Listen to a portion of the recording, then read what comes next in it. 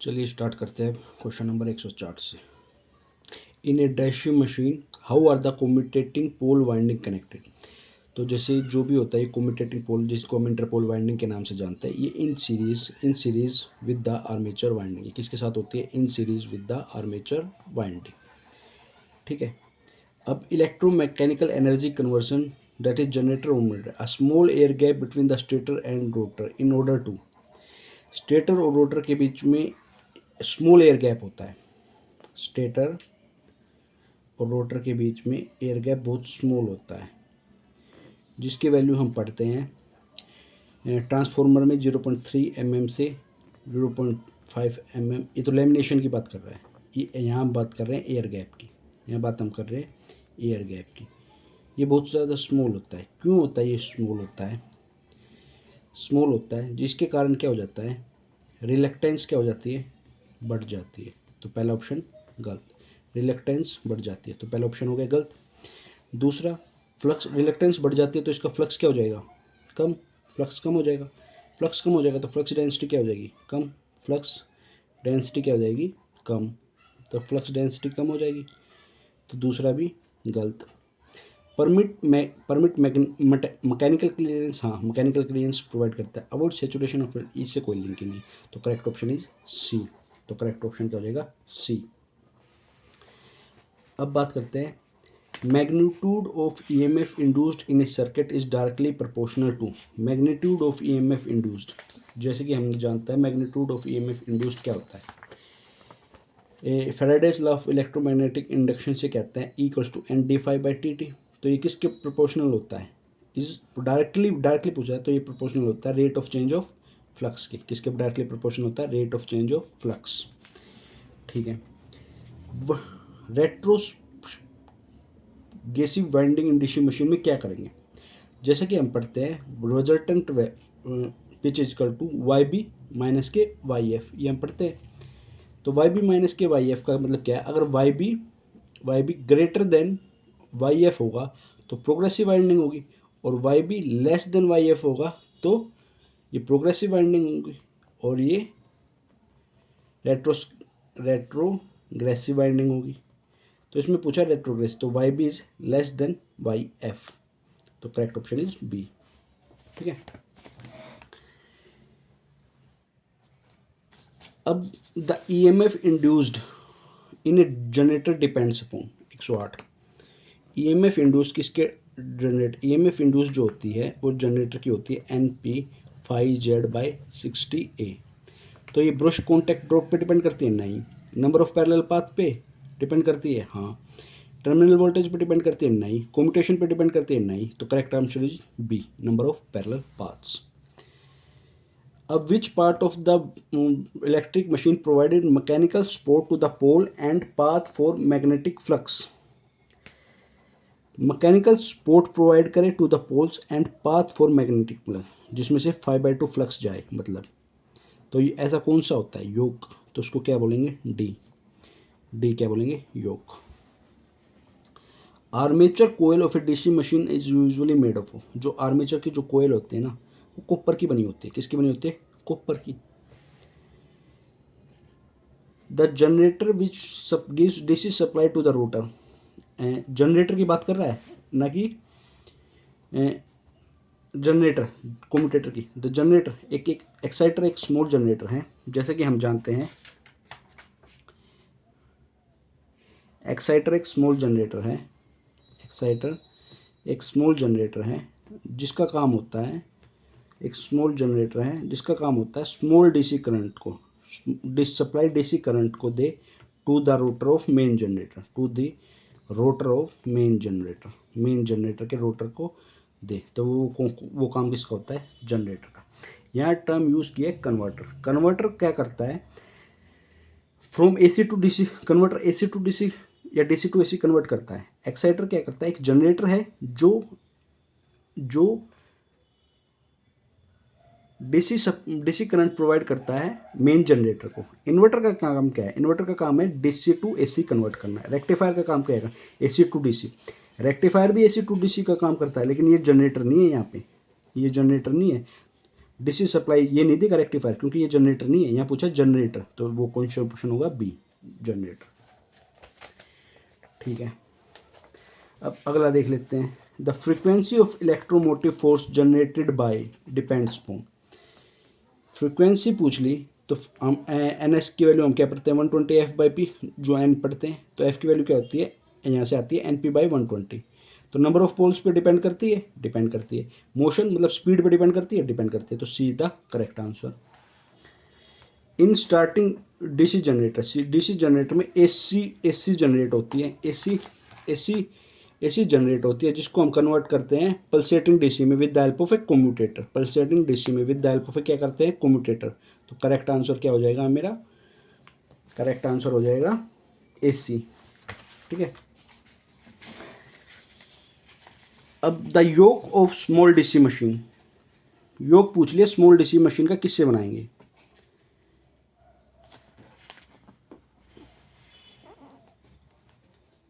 Yoke of small DC machine, yoke of small DC machine बना होता है, small DC machine का बना होता है कास्ट आयरन से, मशीन का बना होता है कास्ट आयरन से, और लार्ज डीसी मशीन का बना होता है कास्ट स्टील से।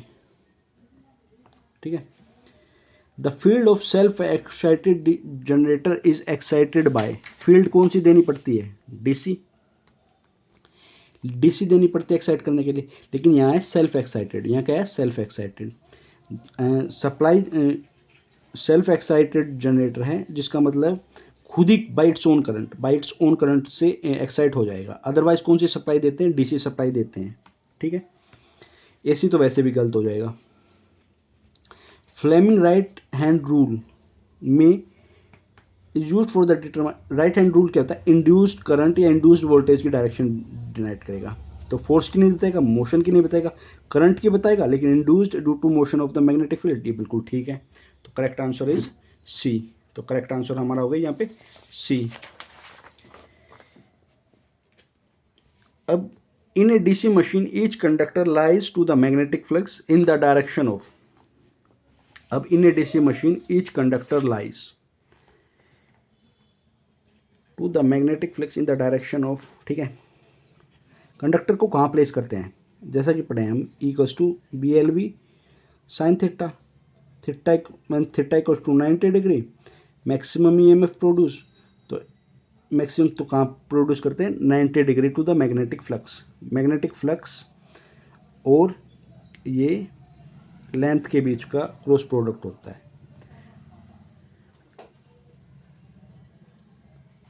तो 90 डिग्री। ठीक है, the best way to produce reversing voltage to the neutralize the reverse, तो उसमें हम कंपनसेटर का यूज़ करते हैं, और कंपन इसमें इंटरपोल का यूज़ करते हैं, और इंटरपोल में हम कौन सी वाइंडिंग यूज़ करते हैं, कम्यूटेटिंग पोल्स वाइंडिंग यूज़ करते हैं।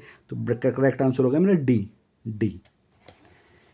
The reversal of current in a coil is, reversal of current क्या है, मतलब कम्यूटेशन की बात कर रहा है। As the coil passes through the brush axis is called, उसी रिवर्सल ऑफ करंट मतलब कम्यूटेशन की बात कर रहा है, किसकी बात कर रहा है, कम्यूटेशन की, किसकी बात कर रहा है, कम्यूटेशन की। ठीक है, अब अगला क्वेश्चन देखते हैं।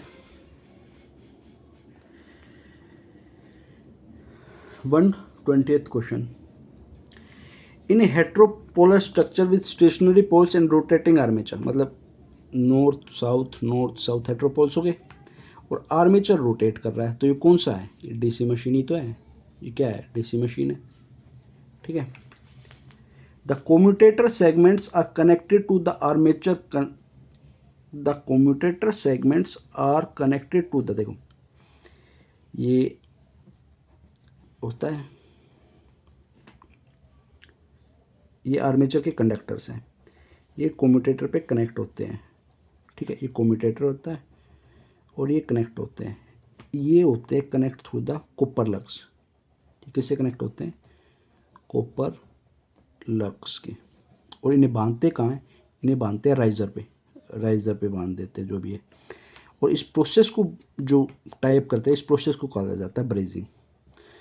Process is called brazing. The commutator segments are connected to the armature connected by means of copper lugs.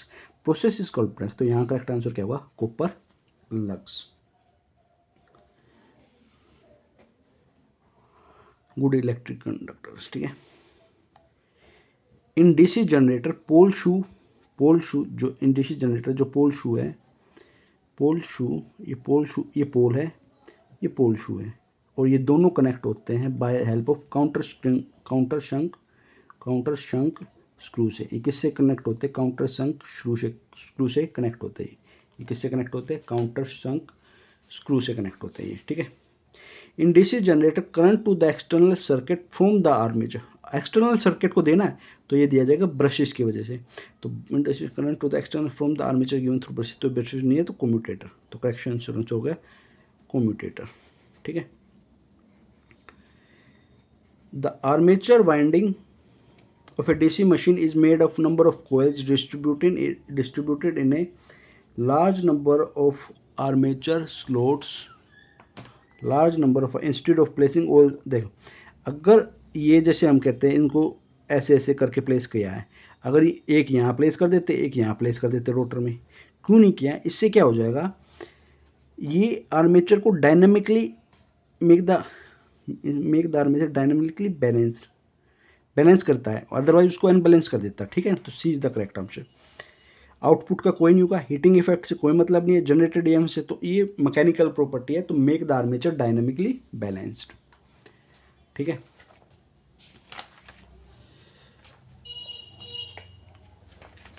अब ये देख लेते हैं ए six pole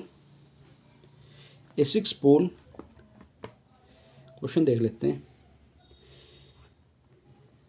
A 6-pole wave-wound armature has 600 conductors. It driven this speed पे generated EMF this flux per pole ये दिन है, तो पूछा है generated EMF EG equals to NP phi Z by 60A, wave wound के लिए NP phi Z by 120, तो यहाँ क्या जाएगा, स्पीड कितनी है 700 RPM, पोल्स कितने हैं 6, फ्लक्स कितना है 10 × 10⁻³ नंबर ऑफ कंडक्टर्स कितने हैं 600 बट्टे में 120, 30 से 30 कट गई 1 जा 20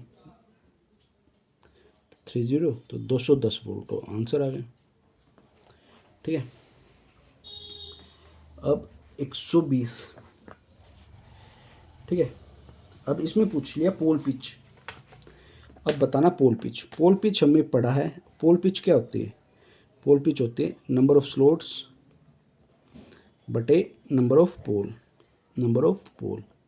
तो यहाँ स्लॉट्स कितने हैं, डबल लेयर वाइंडिंग में कोयल्स और स्लॉट्स बराबर होंगे, तो ये कितने होंगे 24, और पोल कितने 4 पोल, तो पोल पिच होगी 6 स्लॉट्स की पोल पिच होगी पर पोल, ठीक है। अब एक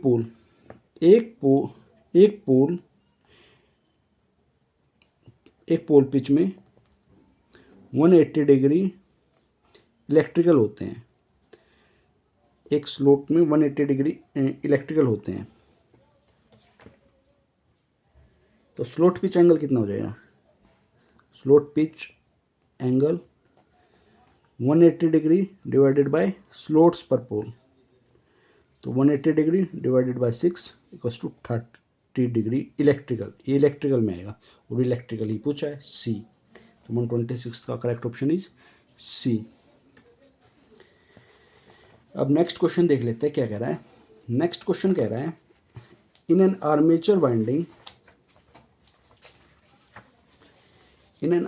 winding the commutator segment to which the end coils between the segment, the distance between the segments की बात कर दी इसने, बिटवीन द सेगमेंट्स की जो डिस्टेंस की बात करते हैं वो देती है कम्यूटेटर पिच। कौन सी देती है? Commutator pitch. कौन सी देगी? कम्यूटेटर पिच, ठीक है, हो गया। अब अगला देख लेते हैं। The armature of a DC machine, the armature of a DC machine is placed on the rotor. Rotor पे क्यों किया जाता है? देखो, इम्प्रूव कम्यूटेशन, स्पोर्ट कम्युनिकेशन। देखो, आर्मेचर वाइंडिंग को आर्मेचर वाइंडिंग को डीसी मशीन पे क्यों प्लेस किया जाता है, आर्मेचर वाइंडिंग को स्टेटर मशीन पे क्यों नहीं प्लेस किया जाता। आर्मेचर वाइंडिंग को डीसी मशीन पे इसलिए प्रोवाइड किया जाता है क्योंकि कोम्यूटेटर है वो भी घूमता है और उसको मतलब करंट रिवर्सल होना है, तो उसको घूमना है, तो उसको आर्मेचर वाइंडिंग के साथ उसी शाफ्ट पे सेम शाफ्ट पे बांध देता है आर्मेचर वाइंडिंग को और कम्यूटेटर वाइंडिंग को, ताकि कम्यूटेशन हो सके। तो आर्मेचर क्यों is place to the rotor क्यों किया जाता है, ताकि वो कम्यूटेशन को सपोर्ट कर सके। अदरवाइज डीसी मशीन में डीसी आएगी ही नहीं, एसी में चली जाएगी। ठीक है, इन्हें 6 पोल मशीन थिट्टा मैकेनिकल दे दिया, तो हम जानते हैं थिट्टा इलेक्ट्रिकल क्या होता है, P/2 थिट्टा मैकेनिकल, ये जानते हैं। तो थिट्टा मैकेनिकल दे दिया, 6 पोल की मशीन है, तो 3 × 90 270 डिग्री थिट्टा मैकेनिकल, तो करेक्ट आंसर इज ए। ठीक है, अब अगला क्वेश्चन देख लेते हैं क्या कह रहा है। When a single coil turn rotates in at uniform से द इंड्यूस्ड ईएमएफ, ऐसी होती है, अल्टरनेटिंग होगी। ठीक है, जो कम्यूटेटर की हेल्प से पल्सेटिंग में बनेगी, तो ए इज द करेक्ट आंसर। अगला क्वेश्चन देख लेते हैं। The brushes in DC machines are made of carbon, carbon की भी होती है, ग्रेफाइट की भी होती है, इलेक्ट्रोलाइट ग्रेफाइट की भी होती है, लेकिन कार्बन की क्यों बनी होती है, ताकि ये वियर एंड टीयर पे कम्यूटेटर को रिड्यूस कर सके। लेकिन ये इसका प्राइमरी फंक्शन नहीं है, प्राइमरी फंक्शन होता है ब्रशेज का स्टेटरी पार्ट से रोटेटरी पार्ट में करंट का movement, to move the current from the stationary part to the rotating part. तो ठीक है, तो इसका करेक्ट आंसर हो गया बी। ठीक है, अब देख लेते हैं 130th क्वेश्चन हमें क्या कह रहा है। 130th क्वेश्चन हमें क्या कह रहा है,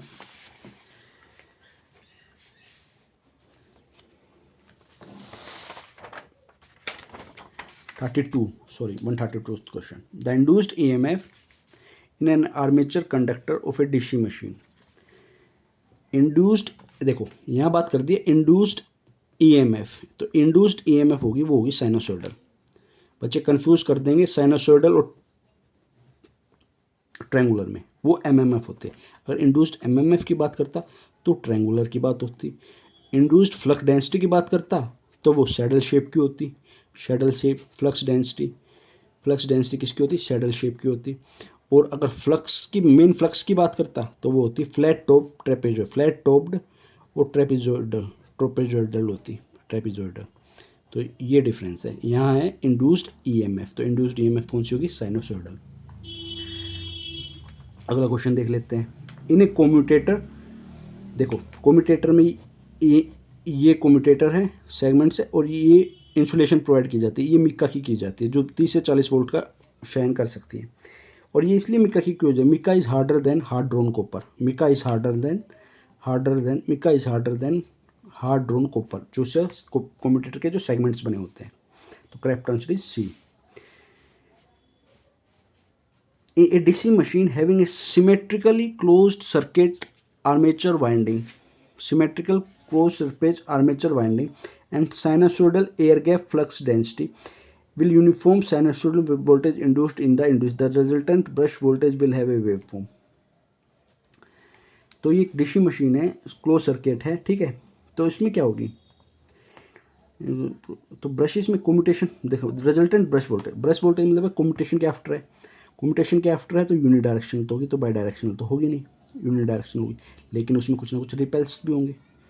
तो क्या होगी, unidirectional and constant with ripples. तो correct option is C, unidirectional होगी और रिपेल्स भी होंगे, तो करेक्ट ऑप्शन होगा मेरा सी। नेक्स्ट क्वेश्चन देख लेते हैं क्या कह रहा है। The insulator material used between the commutator segment, mica, जो अभी बात करी थी मिका, और ये हार्डर देन होता है ग्रेफाइट के लिए, ठीक है। In case of the resultant, the winding resultant lap winding में, लैक वाइंड में जो वाइंडिंग पिच होती है, जो रिजल्टेंट वाइंडिंग होती है वो होती है बैक पिच माइनस में फ्रंट पिच। और बैक पिच ज़्यादा हो तो ये प्रोग्रेसिव, बैक पिच कम हो तो ये रेट्रोग्रेसिव वाइंडिंग होगी, ठीक है। अब अगला देख लेते हैं। अगला क्वेश्चन हमारे पास क्या कह रहा है, अगला क्वेश्चन कह रहा है मैच द कॉलम्स, यहाँ पे हमें वाइंडिंग्स दे रखी है और कितना करंट दिया गया। ये सारी ट्रांसफार्मर की वाइंडिंग है। किसकी वाइंडिंग है? ट्रांसफार्मर की वाइंडिंग्स है।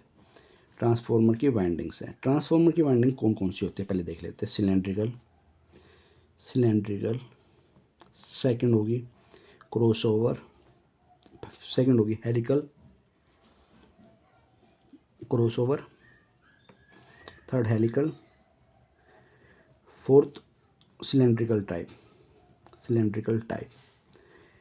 इसको यूज़ किया जाता है लो करंट के लिए अप टू 40 एम्पियर। इसको 40 से 80 एम्पियर तक यूज़ किया जाता है। इसको 300 एम्पियर से ज़्यादा पे यूज़ किया जाता है और इसको 12 एम्पियर पर ही यूज़ करते हैं। ठीक है, ये होती है लो करंट और लो वोल्टेज के लिए। लो करंट और लो वोल्टेज के लिए ये डिज़ाइन होती है मीडियम करंट के लिए। ये डिज़ाइन होती है वेरी हाई करंट के लिए। और ये डिज़ाइन होती है हाई वोल्टेज। ये लो वोल्टेज साइड वाइंडिंग करनी हो तो हेलिकल करेंगे, और हाई वोल्टेज वाइंडिंग में करना हो तो इसको यूज़ करेंगे। ठीक है, तो क्वेश्चन है हमारा बिल्कुल क्लियर है। सिलेंड्रिकल वाइंडिंग 40 एम्पियर तक यूज़ होगी, लो करंट के लिए यूज़ होती है। क्रॉसओवर वाइंडिंग 40 से 80 एम्पियर के लिए यूज़ होगी, मीडियम करंट के लिए यूज़ होती है। क्रॉसओवर हेलिकल वाइंडिंग 300 एम्पियर पे यूज़ होगी, जो कि हाई करंट के लिए यूज़ होगी, लेकिन लो वोल्टेज साइड पर। किस साइड पर? लो वोल्टेज साइड पर। सिलेंड्रिकल टाइप वाइंडिंग ये होगी लो करंट के लिए 12 एम्पियर के लिए, लेकिन ये इसको यूज़ करेंगे हाई वोल्टेज वाइंडिंग साइड पर। किस पे यूज़ करेंगे? हाई वोल्टेज वाइंडिंग साइड पर। ठीक है, वाइंडिंग के टाइप्स हो गए और ये हो गए।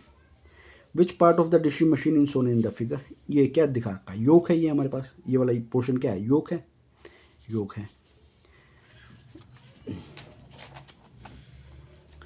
ये वाला पोर्शन योक है। अब इसमें क्या कह दिया? Correct combination of the code बताइए। 2 पोल और 4 पोल की मैग्नेट है जिसमें एक इंड्यूस्ड ईएमएफ होगी, तो क्या होगी? देखो 2 पोल की मशीन में क्या है, एक चक्कर हाफ में कन्वर्ट कर देगा और दूसरा हाफ में कर देगा। 4 पोल की मशीन में आधे चक्कर में एक चक्कर पूरा कर देगा। तो 2 पोल का ए, 4 पोल का B is the correct answer. अब बात करते हैं 140th क्वेश्चन की। For an electromechanical energy conversion, a magnetic field is employed as the medium rather than electric field. देखो इलेक्ट्रिक फील्ड हम जो बात करते हैं हाफ एप्सिलॉन ई स्क्वायर होती है। मैग्नेटिक फील्ड की जो बात हम करते हैं वो होती है हाफ म्यू एच स्क्वायर। तो ये इलेक्ट्रिक फील्ड की फॉर्म में होते हैं, ये मैग्नेटिक फील्ड की फॉर्म में होते हैं। प्रेफर इसको किया जाता है। क्यों इसको प्रेफर किया जाता है? क्योंकि इसमें इंसुलेशन की प्रॉब्लम आ जाती है। इंसुलेशन ब्रेक हो जाता है हाई वोल्टेज पे, इंसुलेशन प्रॉब्लम हो जाती है। लेकिन इसमें ऐसा कोई नहीं होता और इसमें हम हाई एनर्जी के साथ डील कर सकते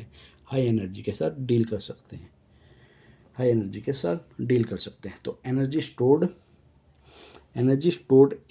देख, the stored energy density for practical field strength is low in the electric field.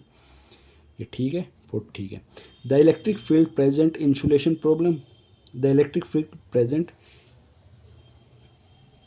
तो मैग्नेटिक फील्ड को क्यों प्रेफर करते हैं ये पूछ रहा है।